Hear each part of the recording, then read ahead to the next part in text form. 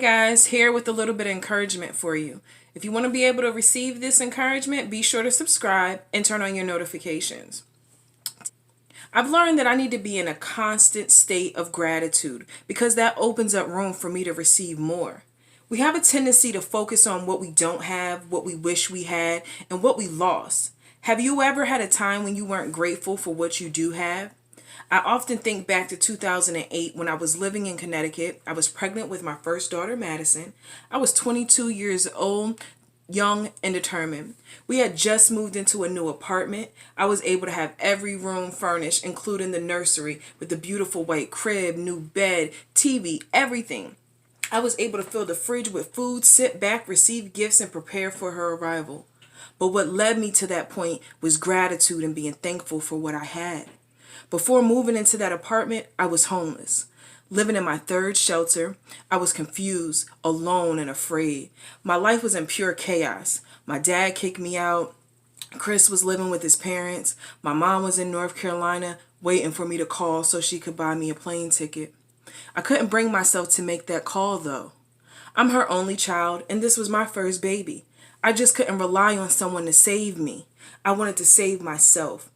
From December 2007 to February 2008, I was in a city shelter, blaming everyone else, refusing to accept my reality, and just surviving.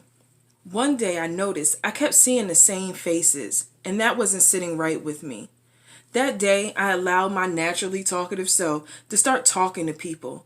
I asked them their stories. I wanted to know how they ended up there. The common thread was they accepted what was and got comfortable. The next day was when I started living gratitude out loud. I thanked the Most High for everything. I thanked Him for when I opened my eyes and saw another day, for the life that was growing in my womb, from the washcloths, towels, and showers they provided. I thanked Him for every meal and volunteer who prepared and served us. I thanked Him for the $72 a week unemployment check I was receiving at the time so I could keep minutes on my phone and fulfill the occasional pregnancy craving. I used that gratitude, that thankfulness, to shift how I viewed my situation. I remember sitting outside my caseworker's office every day to greet her when she arrived for another day of work at the shelter. I told her I was pregnant and didn't want to leave every morning, dragging my belongings, roaming the streets, until they opened the doors up for us at night. Against shelter policy, she let me stay inside all day and put me in a part of the shelter where the real beds were, that people actually paid for free. I was so thankful. By the middle of January, she told me about a crisis and respite home and gave me the number and told me to call every day and ask if there was a bed available. I did, and for 3 weeks straight, this man on the other end of the phone named Jan said the same thing. Not today, Desiree. Not today. February 4th, 2008, I was still in the shelter, but by now I was not just a resident, I was a helper. I was present, not just surviving. It was 24 degrees that night, and people were lining outside and hoping to get a bed. I put on my coat, went to the kitchen, and rolled out a big cart with a big dispenser of hot tea and cups to serve those who were waiting. I was so thankful that I didn't have to stand out there for hours, that I knew I could manage an hour and a half. As they were minutes away from opening up the doors for the night, my phone rang. Hello? Hi, Desiree. It's Jan. Today is the day. I cried. I was so thankful for the next step in my journey. I packed up and took a cab to the address that Jan gave me. On the ride there, I was so happy. I was out of the city shelter and going to an old mansion that was remodeled for people who were in crisis and needed respite, rest. I was thankful for no mandatory wake-ups at 5:45 in the morning, no more being served food by volunteers. I was thankful I could go in the kitchen and cook on my own, take a shower when I wanted to. My first morning there, I cried. It was my mother's birthday. I wanted to be somewhere familiar, but I couldn't stop now. I had a 2-week stay at that home. I was able to relax my nerves and my body, and I was so thankful for that, for the sake of the child that was growing in my womb. My caseworker told me about a woman in children's shelter named Martha's Place and told me my bed was ready. When I arrived at Martha's Place, my gratitude went out the door. I seen women younger than me, some around my age, some even old enough to be my grandmother. Upstairs is where the family stayed, and I was so scared I would end up upstairs with my baby. The first day, I cried and slept, cried and slept. Through my tears that night and my sleep, I heard people knocking at the door saying, "You need to get up. We got chores." I lay perfectly still and ignored them. The next morning, I woke up and my roommate said, "We all did your chores for you. They told us you were pregnant.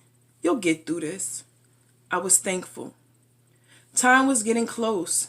It was now approaching March, and the baby was due mid-May. Every time I left my social worker's office, my gratitude diminished a little more and more.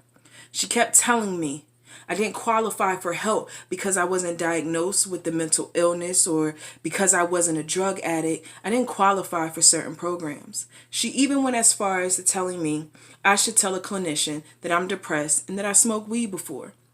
Being a first-time mom, I didn't want to say anything like that to a mandated reporter and risk losing my child. The shelter also had a policy where they took 80% of the money, any money you received, and put it in a savings account, and you got it when you left. Huh? I'm pregnant and always hungry, and y'all want to take almost $60 from my 72 and leave me with 14? No, ma'am. My social worker laughed. She said, "I feel you. Keep your money." I was thankful. After a little time passed, I started getting this gratitude and being thankful thing down pat. It was a science. It was helping me through my day-to-day. But this baby is coming in May and something's got to give. During this time, Chris and I were still together, but he was in another city, living with his parents and working overnights at a hotel, I believe making $11 an hour. It was Easter weekend, and I was in the computer lab searching away, trying to find a solution to my problem and getting nowhere. Then clear as day, I heard a voice from deep within say, "Write the mayor." Huh? First of all, who is that and why I gotta write the mayor? But I did what the voice said. I found the mayor's website and then his email address. I wrote an email detailing my situation, where I found myself, and what I needed. I heard, "Wait, don't send it yet." "But you told me to write it." "You know what? Never mind. I'ma listen." I prayed over that email, saved it, and went to bed. The following morning, I went straight to the computer, looked over that email, made some corrections, and sent it off with no expectations. Just grateful that an idea was sent to me.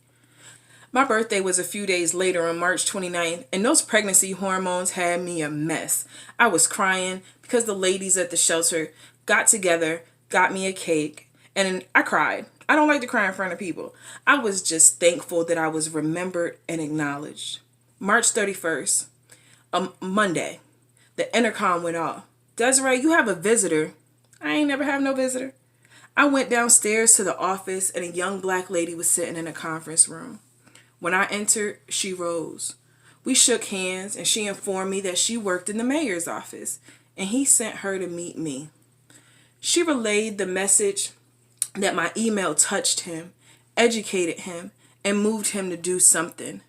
I was thankful. She told me, when all is said and done, I need you to go to college for social work so you can advocate for others the way you did for yourself. Those words stuck with me. I finished the conversation with her with no expectations, but thankful just to be seen and heard. She left, and when she exited, my social worker entered with tears in her eyes.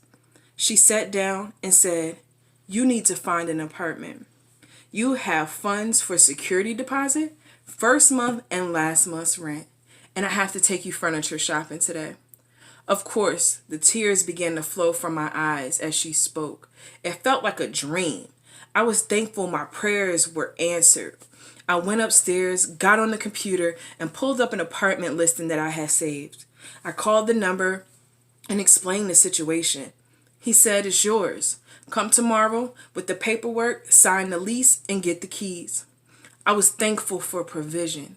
I called Chris and told him everything that happened. He was floored.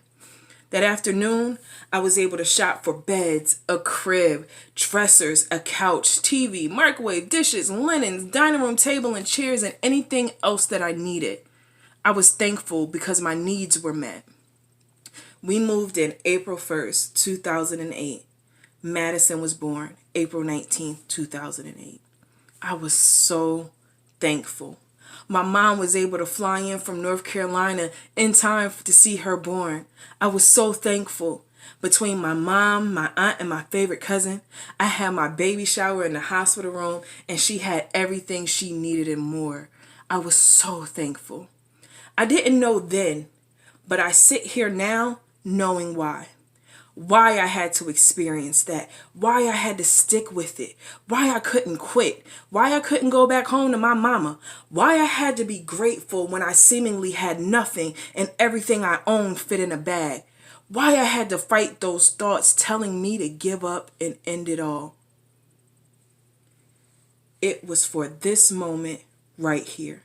Moments in the past and moments yet to come. I had to go through it. I had to grow from it. I had to be able to do it so I could be able to share the power of thankfulness and faith. To be able to tell you, don't you quit. Don't spend your time and your energy thinking about what you wish you had, what you lost, or what you think you're missing. Look around. Take inventory of your now. And be thankful for all you're going to gain. Thank you so much for taking time out to watch this video. Be sure you subscribe, turn on your notifications, and remember, share what you know. It may help somebody grow. I love you for real.